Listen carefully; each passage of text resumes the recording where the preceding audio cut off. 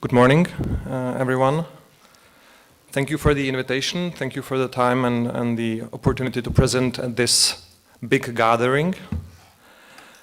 Just a technical check. To move the presentation forward, do I have a remote or how does it, or somebody?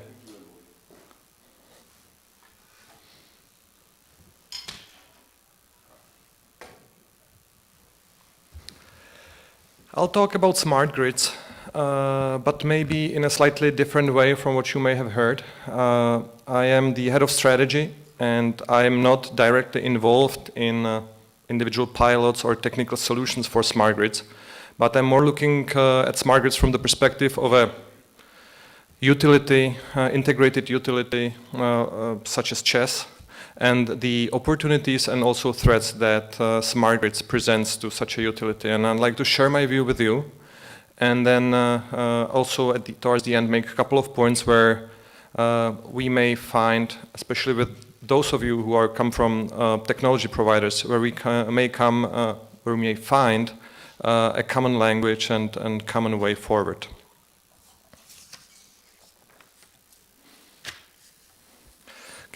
First point, I believe that Czech Republic and also many other countries in the Central and Eastern European countries do have what I would call smart grid version 1.0.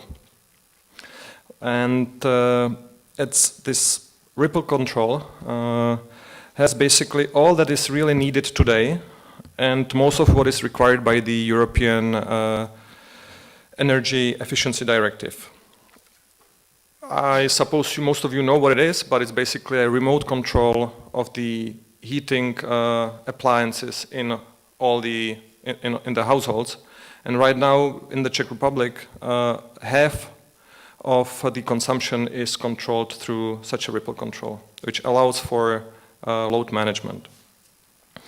Apart from Czech Republic, because I was supposed to have also a kind of the broader Central European perspective, it's also in Slovakia and partially in other countries such as Austria, Hungary, Germany, and also Great Britain. Now what it offers, it does offer engagement of customers. So it does answer some of the call for customer choice. Obviously the customer cannot choose to switch the appliance on and off on a daily basis, but it can choose from several patterns, timetables of switching on and off, and based on that the customer gets basically a discount from the actual price. From my perspective, even as a consumer, this is much more powerful than having the choice, because if I have the choice, not only do I need to decide, but I also need to get up from the couch, go somewhere, switch something on or off, and it also assumes that I am at home, and if I'm not at home, that my wife knows how to switch a boiler on and off. It allows for a decreasing load of the grid, both in lines and transformers. It decreases or it answers to the increased volatility of produced energy because it smoothes load diagram, and it offers to the Czech grid a couple of hundreds of megawatts of load control. And under new conditions, it also offers an answer to the intermittent production from renewables. Now, although I believe that we do have a smart grid 1.0, I also believe that there will be smart grid 2.0, which is probably something more similar to what you see here and what you discuss here at this conference and see at the exhibitions. And the reason for it is obviously even greater shift in power production, especially towards regional production, because this system, the ripple control, works on the central level. It also answers, or it may answer to the potential shift in power consumption patterns as new ways of consumption come. This is specifically targeted at heating. And it also the smart grid version 2.0 may answer to the shift in grid usage and further developments, technically. Now, these things may come, but they have not yet materialized. 2 years ago, we expected that we may potentially regulate the system with our nuclear power plants, and that the need for ancillary services will increase. 2 years down the road, we are not seeing this. Somehow, for now, at least on the national levels, the renewables and so forth, they kind of go against each other, and the system is not as volatile as we thought it would have been. Obviously, there are also some strategic intentions, especially on the European Commission level, which then goes to EU legislation, why we may need to install the smart grid version 2.0, but this I don't consider business reasons. The business reasons are the first three. Now, what they may result into, what may become the core functionality from our perspective, for smart grid 2.0, based on the 3 points above, is not the aggregated load diagram management, or not even specifically the customer choice on the individual customer levels, is the local balancing of power flows. As new consumption comes in, as the regional and decentralized generation come in, the functionality that we right now have on the transmission level, we'll need to get it down to the low voltage level, and that's where smart grids really comes in. Now, we have run many pilots, some even quite large scale in smart metering. And I'd like to share with you some of our learnings from these pilots. Overall, our learning is that we should, from our ripple control standard, we should probably skip the smart metering standalone installation down all the way to smart grids as a full. We have not found a great benefit in the smart metering standalone. We consider smart metering as a good tool for what, as I described just a few minutes ago, to the kind of local power flow balancing, but not as a standalone tool that would give the customer some specific skill or capability that they would really request. And the reason is the following. Smart metering provides the customer with the information that you can see on the left-hand side. Is the aggregated load at the metering point from, let's say, a household, while the customer can make the decision more based on the information on the right-hand side. So what is consuming my energy, which appliance, how can I decrease the energy from this specific appliance, and that way I could make my choice about how I consume. But the information about the individual appliances is not provided by the smart metering the way we have it today, or we see it today in our pilots. Now, even if it did, you can say, okay, so let's improve it and let's provide the consumption of the individual appliances. The consumers are not really keen to significantly change their usage patterns. Now, we asked our consumers in the pilot if they would change the way they consume electricity if they knew how much it costs and if they would get some benefit from the change. And most of the answers were no. Yes, there were some yes answers, specifically washing machines, let's say. But then washing machines, if you go one page back, they consume 6% of the electricity consumption of an average household, excluding heat. So including heat, it's even less than 6%. So the willingness to change consumption patterns based on information among the consumers, excluding heat, is marginal. The situation is different for heat. There, we are lucky to have the ripple control. And I understand that some other countries may not have that and may decide to install smart meters. But again, then it's not really the customer choice per se in general. It's the control of electricity heating and maybe in some countries electricity air conditioning.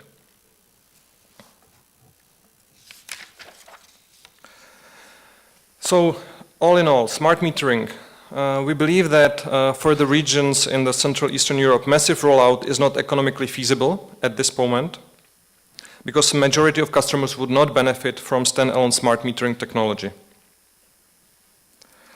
To become feasible, smart metering should include real-time load management functions, so you have to skip the least reliable piece of the chain, and that's the consumer, to get up from the couch and go and turn something off and on. And second, if you want to install it, you really have a specific choice of customers where you want to go. maybe heating if ripple control is not placed. If it's in place, then it's even fewer customers that have kind of large consumption, maybe swimming pools and so forth. And then it needs to be also offered as a part of a larger service that brings other benefits. And as the final point, which brings me then to become feasible, it needs to become a tool of smart grid infrastructure. So we need to have the capability to do the regional load control. We need to have the charging infrastructure in place. We need to have the storage infrastructure. We need to have the regional generation, which together creates the need for regional load flow control. And then smart meters are important part of the system, but not standalone. As for direct load management, obviously with the smart metering, we don't want to wait for the full system to be in place. We are planning to improve our direct load management system, the ripple control. As I mentioned, currently covers half of the energy delivered. We want to enhance it and add some partially kind of customer choice points, and that is we would like to increase the number of timetables. We would like to offer more to be able to apply this ripple control to a larger number of devices. But it's kind of an additional value, but it's built based on the ripple control that we have today. Now, getting back to the smart grid 2.0 with the regional flow control and so forth. Couple of points from looking at the history back, why we are still really serious about smart grids version 2.0. When we look back, we see that the kind of hardwire industries, telephone and electricity, they take a very long time to spread apart, in contrast to the kind of wireless technologies. So from that perspective, we could say, okay, I mean, it took a century to build, it will last for another century. We are, on the other hand, aware of the fact that it may not be the case. We have the comfort or the opportunity to look at the telecom industry, which I believe went through a similar development only a couple of years back, so we may learn from their mistakes. Obviously, the Czech Telecom, now Telefonica O2, also thought that having the country wired with fixed lines gives them a good comfort of keeping this for a very long time. Well, it didn't happen. As the customers started to switch off to cell phones, they didn't react well. They increased the fixed fees to cover the infrastructure costs, which even accelerated the customers leaving the fixed network. And the numbers went down from almost 4 million connections or lines down to a half, less than 2 million. And this is something that in some degree could happen to some parts of the electricity industry. Obviously, electricity will not be distributed wireless, but it could go from electricity being supplied very centrally to electricity being supplied, distributed, and consumed very regionally. And from the central point of view, this could also happen. So we are aware of that. We follow the smart grid development, but this is the smart grid, including everything else, not only smart metering. What could happen is the following. When you look at how electricity industry all in all works today, obviously you have some opportunity identification, you have maybe a consumption increase in the regions or on country level or regional level.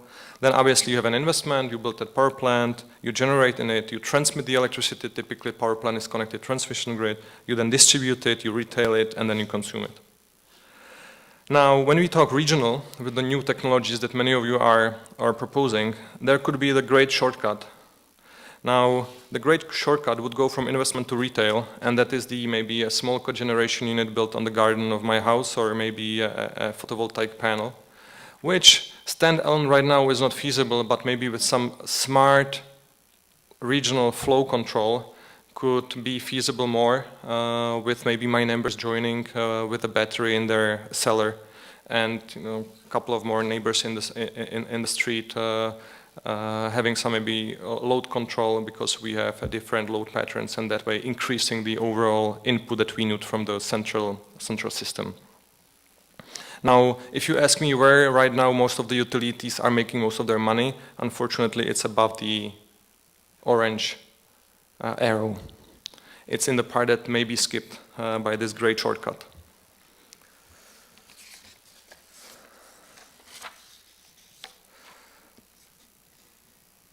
So I think I have repeated many of times today, local power flow balancing is something that we see as the main opportunity and also a threat in the smart grids.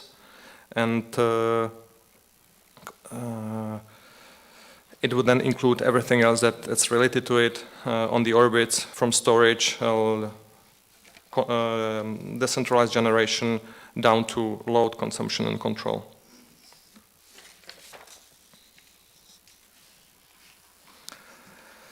More on the same note, we believe that local power flow balancing may be the main capability of smart grids, technically, and it may be right now the main business benefits that we may see from installing such technology for the final customers. That way it represents obviously a threat to our centralized generation, but on the other hand, if I look at it from the perspective of further development, it's also an opportunity for everybody in the market and centralized utilities too. Now I'm aware of the fact that centralized utilities are not necessarily in the best starting position, as we could see in the decentralized generation, one of the building blocks of this regional generation and distribution retail. While the centralized utilities have been able to maintain a good position in the centralized generation, which is always the left-hand column, and that's for Germany and Czech Republic. Obviously, in wind and photovoltaics, the share is much lower. So down from 60 to 80%, down to 5 to 10. The reason is simple. You need a totally different skill set to be able to succeed in the more decentralized generation, distribution, and consumption. Originally, the conventional utilities have been able to secure their position because of having the access to brownfields. To build a large power plant, you need a pretty specific piece of land. Complex technology, you need to be pretty good at technology to build a power plant, even a gas power plant, not speaking about nuclear. And you need to be able to secure a lot of money. So it's not easy to enter, building a power plant if you don't own many before. Now on the smart or regional utility, you need something totally different, because the technology is it can be manufactured pretty easily, and you can buy it off the shelf the way you buy a car. So you need more of a customer relationship, because the technology will sit in the garden or on the roof of a customer. You typically need to bundle it with other services, because the customer will probably not want to operate it, maintain it, and worry about how you sell electricity from it. You probably will want to have a different type of access to funding, more consumer-based than like a big funding for a power plant. And obviously, once you build many of these, you will need a pretty smart system to control and dispatch these systems.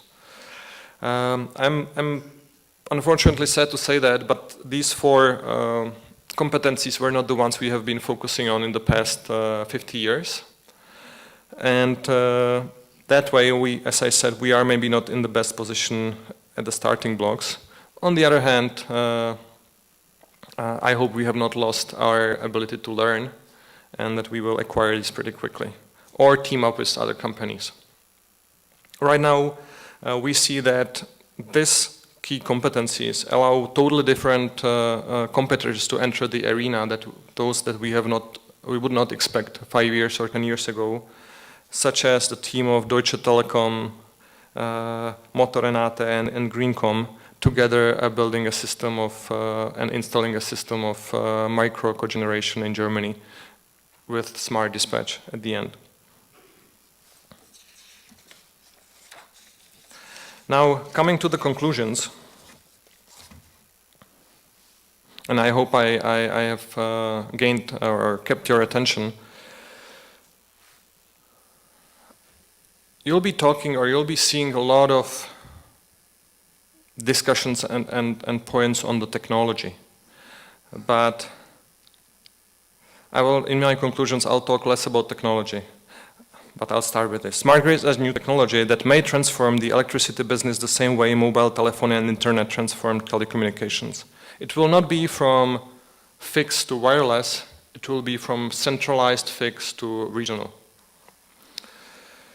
Local and regional flow control, based on that, is the system that will allow to utilize a number of new ways of consumption as well as decentralized generation.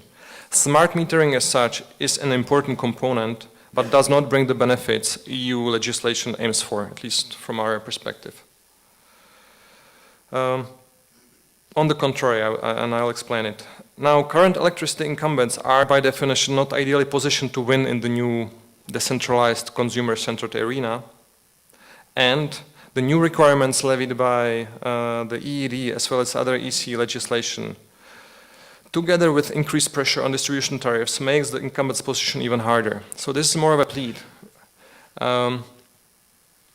It does not make sense right now to really push hard on the large utilities, because the large utilities will have a hard time on their own coping with the smart grid version 2.0.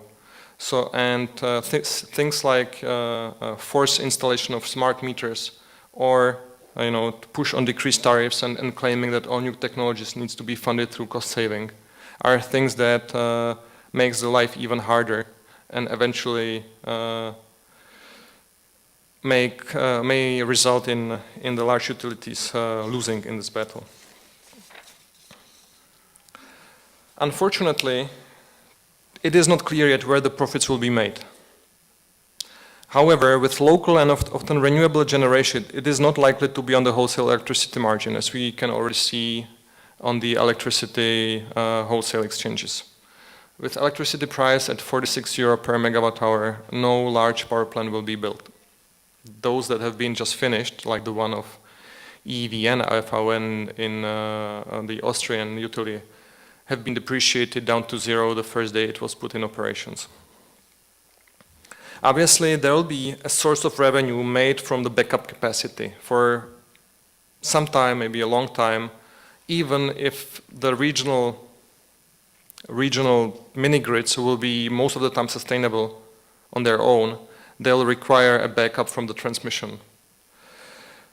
And that's why the transmission will need a backup from the large generation. However, this pie, we believe, over time may be shrinking. So only the most cost-competitive players will prevail. And it's a similar thing that you see in telecommunications. I myself have a fixed line, but I have only the cheapest tariff and I don't have a phone. I have my cell phone, I just have the fixed line just for in case. And I really never made the trip down to Tesco to buy the cheapest handset because I really never needed it. Now, somebody who installed the fixed line and was hoping for an average tariff to be put on it, obviously will be losing money on this. So this pressure may also come to electricity, and the utilities and the system, the regulators, will need to cope with that. On the contrary, or on the other hand, new revenues will come from smart bundling, energy advisory, consumer financing, and many other not yet invented services. Obviously, again, if I look back at the telecom, one would never expect to make money on what is telecom as a whole making money on. You would not think that somebody who may end up to be, the largest telecom player will make money on selling applications, or something like that, or selling marketing services. Now, why I'm saying this and why I'm opening this kind of, or picturing, or making this kind of dim picture, and that's for two reasons. One is, I need the regulator and the legislators to be aware of this. Because I just read with an interest article that European Commission will be penalizing Microsoft again for not fully following their decisions on installing Microsoft Internet Explorer in the Windows, something like that. Now obviously Microsoft is not even in the game anymore. So I would like not to end up in the situation that I am forced to do things where I lose money or make things that don't make sense from the strategic perspective by the legislators and regulators because they don't see the future that will come pretty soon. Second point, that's the technology companies, and that is to probably many of you. I'm visited by many representatives from technology companies telling me and show me all kinds of nice devices that I typically don't know how they work or what they can do. And again, this is not something that is helping me. In technology companies, I don't need a supplier of a piece of equipment. I need a partner to think about the whole landscape that will come, and ideally a partner who will help me to share the risk.